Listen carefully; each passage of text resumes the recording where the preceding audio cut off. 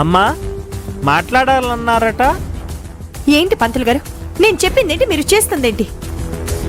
నెల రోజుల వరకు ముహూర్తాలు లేవని చెప్పమంటే ఈరోజే ముహూర్తాలు ఉన్నాయని ఎలా చెప్పారండి? అమ్మా మీరు చెప్పింది చేయడానికి నాకు మనస్కరించలేదమ్మా. మనస్కరించకపోవడానికి మేమేమైనా మహాపాపం చేయమన్నావా? అరే ఇప్పటికే మా అన్నయ్య కక్కుర్తిపడి మీ దగ్గర డబ్బులు తీసుకుని పాపం చేశాడు. పాపం పాపం అంటారేంటి? పెళ్ళైన భార్యాభర్తల్ని విడదీసి మా అన్నయ్యతో మీ చెల్లెలికి పెళ్లి ముహూర్తం పెట్టించారు. అది పాపం కదండి. కానీ నిజం ఆ రోజు తెలిసిపోయింది. మిథునమ్మ గౌతములు ఒక్కటయ్యారు.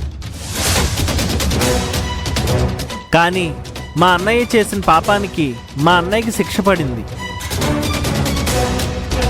మా అన్నయ్య కూతురికి యాక్సిడెంట్ అయితే మిథునమ్మే హాస్పిటల్ ఖర్చులు భరించి మా అన్నయ్య కూతురుని కాపాడింది.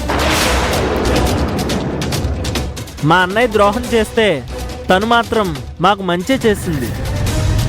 మళ్ళీ ఇప్పుడు నేను ద్రోహం చేస్తే మాకు పుట్టగతులు ఉండవమ్మా. అందుకని ఆవిడ గారి మీద కృతజ్ఞత చూపిస్తావా? మరి మాకు అన్యాయం చేసినట్టు కాదా?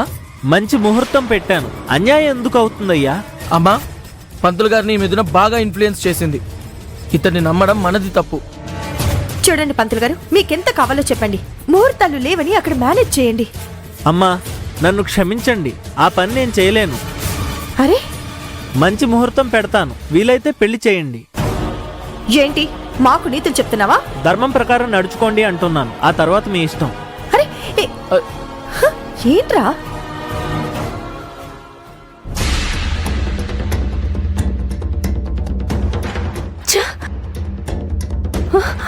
రాని చెప్తా.